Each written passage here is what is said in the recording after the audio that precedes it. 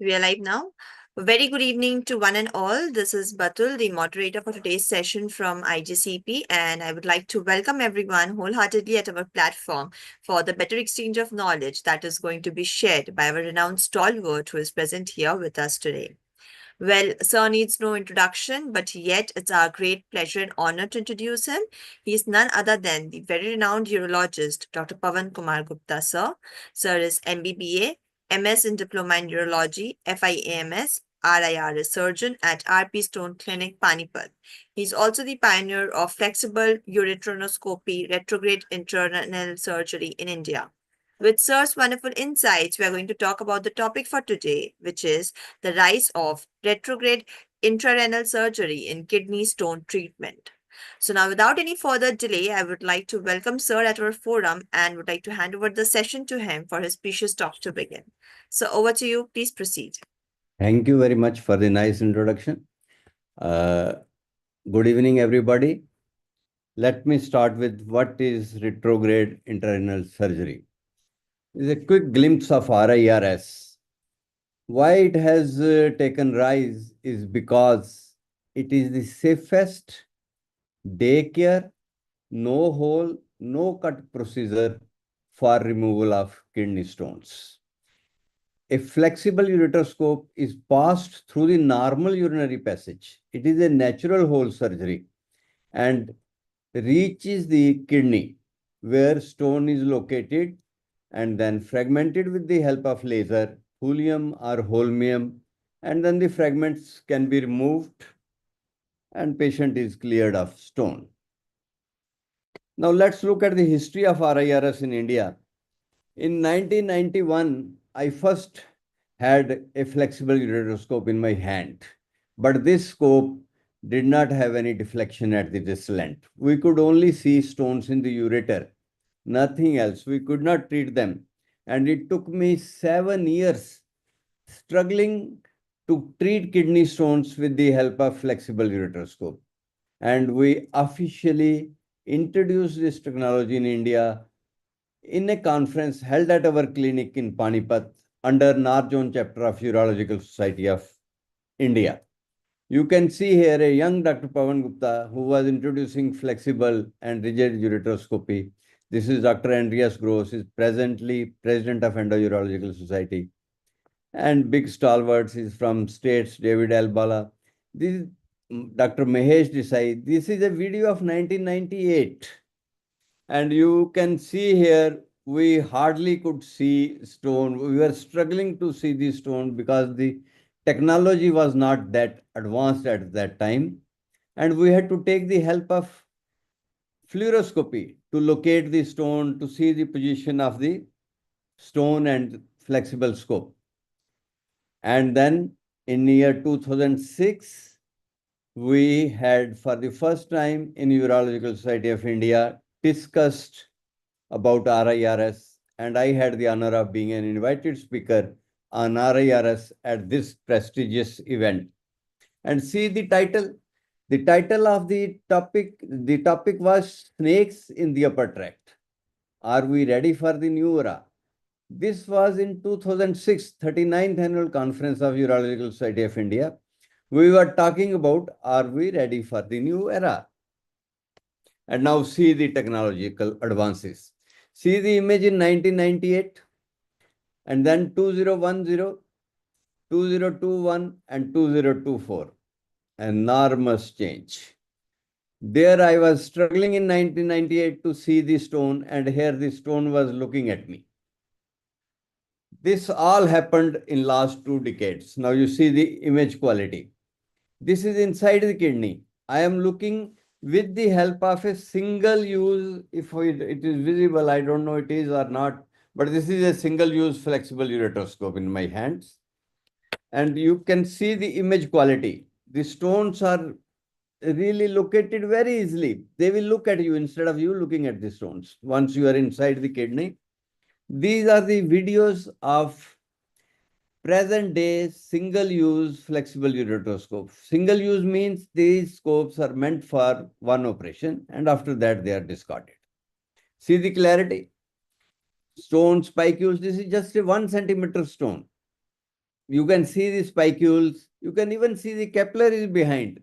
Let's see here the capillaries, which I have 20 to 50 micrometer in diameter. Just 20 to 50 micrometer, and we can see all those capillaries behind these stones in these videos. Now, what are the types of flexible ureteroscopes we have? We started with fiber optic, where you have to attach a camera at the lens of the scope. Then it turned to reusable digital flexible scope, where there was no camera, only image sensor, and then a wire transmitting the image to the medical monitor. And now single use. This is fiber optic. You can see here one has to attach the camera here at this angle, and then the image is transferred. There is no camera. This is a reusable digital scope. This is straightway attached to the medical monitor. Similar, this is a single use and similar technology. Now, how do we reach the kidney?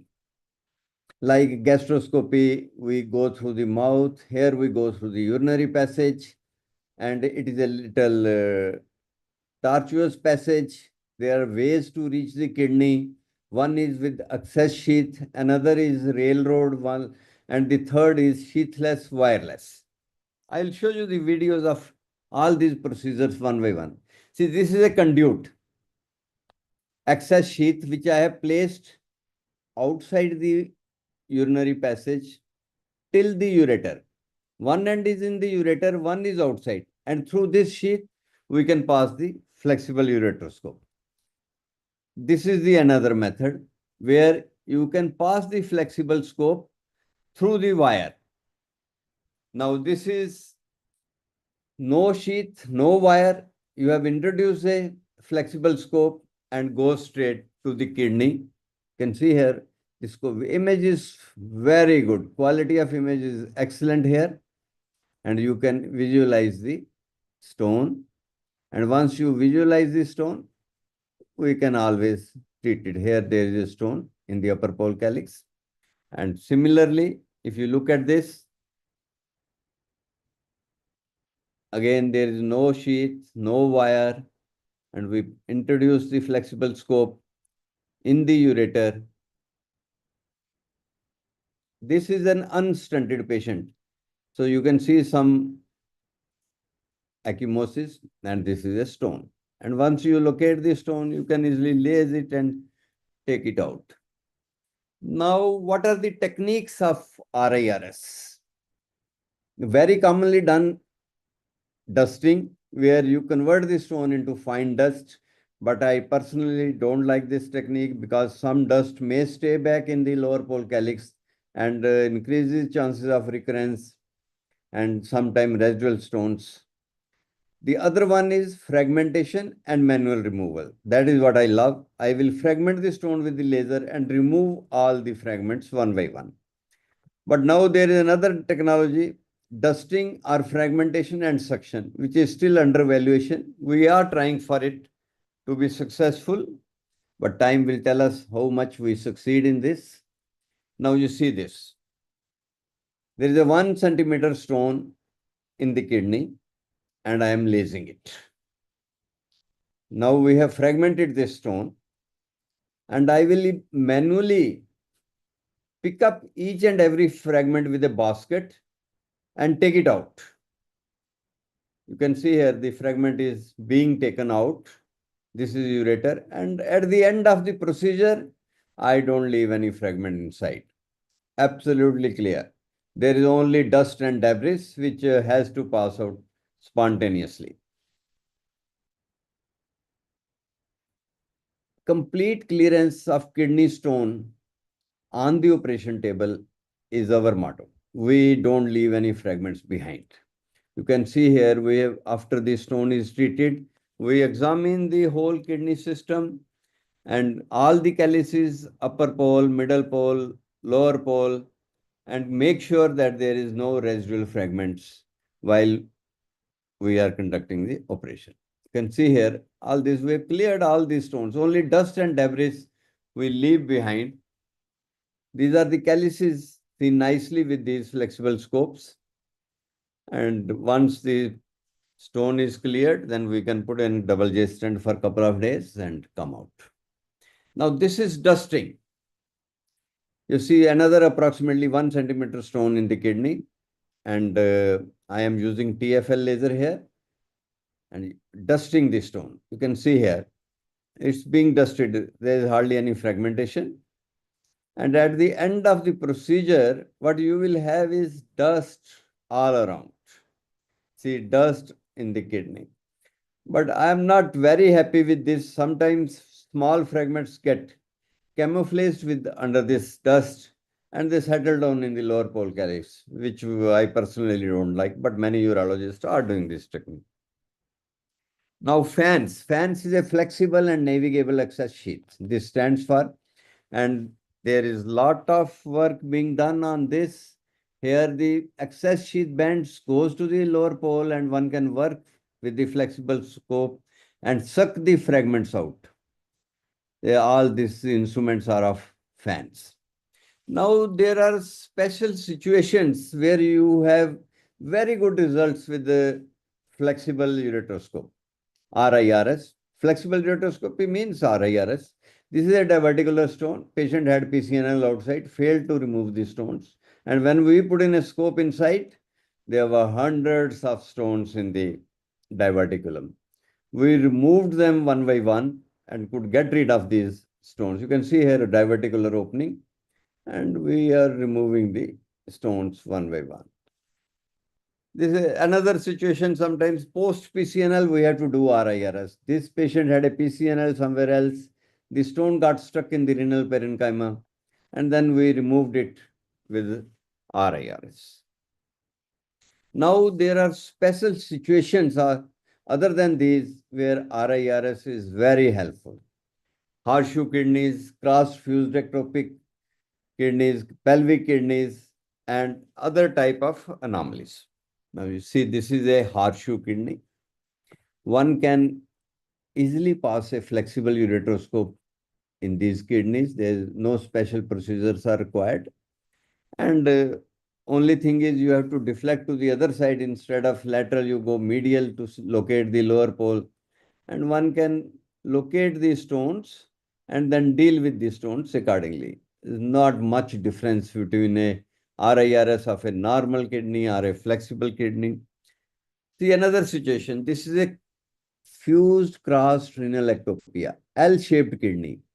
Patient had PCNL outside, 20 units of blood transfused. Very difficult situation he was in. But when we put in a scope inside, you can see here the flexible scope is going across the vertebral column. The orifice, we inserted the scope in the right ureteral orifice, but our scope was in the left, on the left side, because this was a L-shaped kidney. But we could treat this stone very nicely with RIRS, with flexible ureteroscope, and patient was stone free. Another situation is pelvic kidneys, where we can easily reach with the flexible scopes and treat these stones. You can see here the fluoroscopic images on one side, and there is a stone one can see on the other side, and we lace the stone with the flexible scope and removed all the fragments. It was not a difficult job, because all that you have to do is to rotate your hands in the direction of the calyx and reach the stone, and then lace the stone as I am doing here, and once laced, you can remove the fragments also. Now, when we started RIRS, we thought it was made for 1 centimeter or 1.5 centimeter. RIRS should be meant for this type of stones. But with our experience, with the technological advancements, we are now treating large kidney stones. 2 centimeter, 3 centimeters. Not a problem. In one sitting, we can lace the whole stone and then remove all the fragments from the kidney. See another large stone. You see the vision, how good it is. Gone are the days when we used to struggle whether it is a stone or kidney tissue. Now stones are looking at us inside the kidney.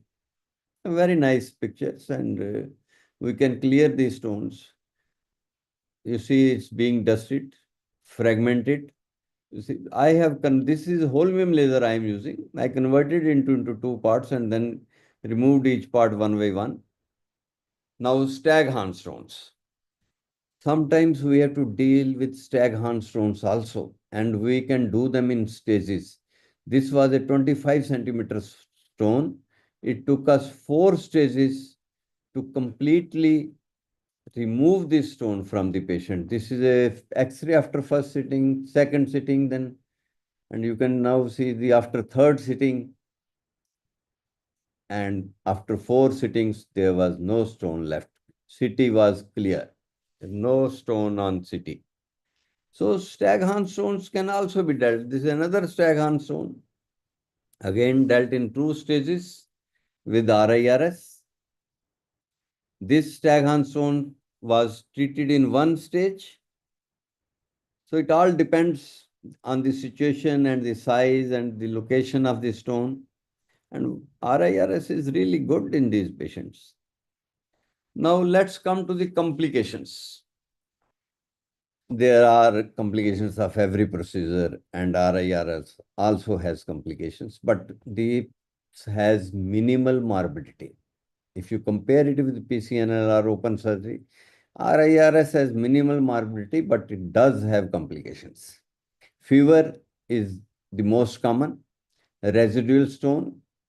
Then sometimes sepsis can occur if the urine is infected or there are some problems.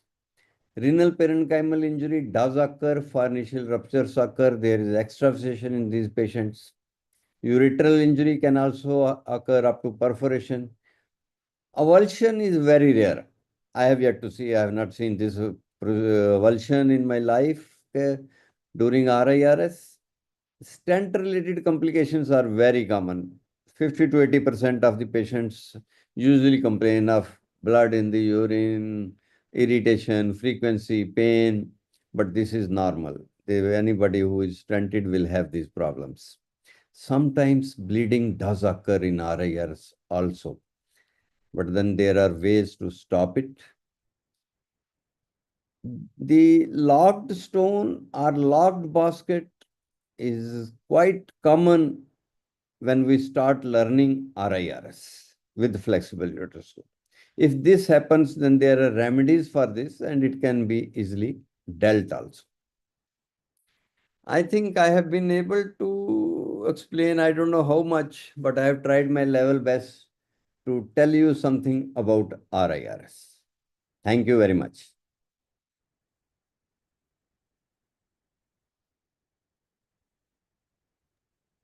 Thank you so much, sir. Thank you for your overwhelming talk that you have shared on our platform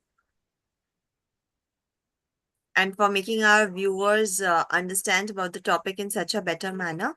Moving ahead with the question and answers round, the questions that we have received from our viewers. So we would like to take those questions one by one. Go ahead, please. Yeah. So the first question is related to the intraoperative challenges such as poor visibility or stone migration during RIRS. So how do we manage that? See, this is one procedure where we do migration ourselves. We'll relocate all these stones to upper pole calyx. If there is a ureteral stone, we'll migrate it to upper pole calyx. If there is a lower pole stone, I will relocate it to upper pole. Most of the times I am treating these stones in the upper pole because whatever small dust or debris is left behind after the procedure, there are much more chances of it getting passed out spontaneously if it is in the upper pole. If it is in the lower pole, chances of staying these fragments or debris in the lower pole are much higher. This is just common sense. And that's why I relocate all these stones to upper pole calyx. So migration is not a complication. Migration is a procedure of RIRS. We migrate all these stones to upper pole calyx. And what was the other topic? Challenge is visualization. Yes, so the question was, how do you manage intraoperative challenges such as poor visibility or stone migration during RIRS? I have shown you the best videos probably in the world. Check out in the literature or anywhere you can, if you can see better images than I have shown you on the videos. There is no imaging problem if you use a CMOS technology. I mean, digital flexible scopes, and particularly this single use. They are very good. Image is very good, and image will only go if there is a bleeding. If there is a bleeding, then this is a problem. You have to evacuate the clots if formed, and then clear the image. Normally, with no blooding inside, the image will be excellent. You can relook at my videos, which I have shared with you. The image is much better, even better than PCNL sometimes. So excellent vision. Thank you so much, sir. Thank you for your output about it. Moving ahead with the other question, and the other question is related to the stent. So, how do you decide between placing a stent or performing a stentless procedure post RIRS? What is the recommended follow-up schedule and imaging modality to ensure complete stone clearance? So, I've See, received two questions from one viewer. okay. So see, stenting, we have now started avoiding it, but I don't have the numbers at the moment. But if a normal RIRS is done for approximately 1 centimeter stone and there is no ecchymosis, no injury to the ureter, I try to avoid stenting. But if I have to place a stent in, then I will place 4 French or 3.5 French or maximum 4.5 French stent, which is smaller in size and for a week's time. That is all. Except in cases where there is a fibrosis or there is a pseudopoly formation in the ureter where you need a 6 week stenting for avoiding stricture formation in the ureter. That is a different scenario altogether. But straightforward RIRS, standard, I will put 1 week and maximum 2 weeks of stent. And without stenting, yes, we are doing that. We are trying to find out the ways how to avoid this stenting. And recommended procedure is to put in a stent and leave it for 2 to 6 weeks. Thank you so much, sir. Thank you for answering that question. Moving ahead with the other question, and the question is related to how do you decide between placing a stent or performing a, no, we have already got this question. Moving ahead with the follow-up schedule and imaging, we have also received this question. So we have already taken all the questions from our viewers. And as of now, I cannot see any questions coming up from the viewers. But yes, definitely feedbacks are there. Like they have really enjoyed your talk with the PPT and with the videos that you have shown to our viewers. And they're requesting for such more topics to be conducted ahead of this particular session. So yes, we will definitely give it a thought and we will definitely try to schedule a few more topics with you, sir, with the interest of our viewers. But for today, I would like to thank all our viewers for their ardent participation that they have shown by staying tuned with us. And I would like to thank you, sir, for taking out your valuable time and for being here at our platform and sharing such wonderful insights with your enriching experience. So thank you so much, sir. Before we conclude, sir, any last take-home message from your end? Thank you very much. It was a pleasure to be with you, and it was a pleasure delivering a talk on RIRS. Thank you very much. Thank you so much, sir. Thank you for your valuable time. With this, we are concluding the session here for today. Until next time. And I would request our viewers to stay tuned with us for further sessions that are going to held on our platform. So thank you. Thank you, everyone. Thank you very much.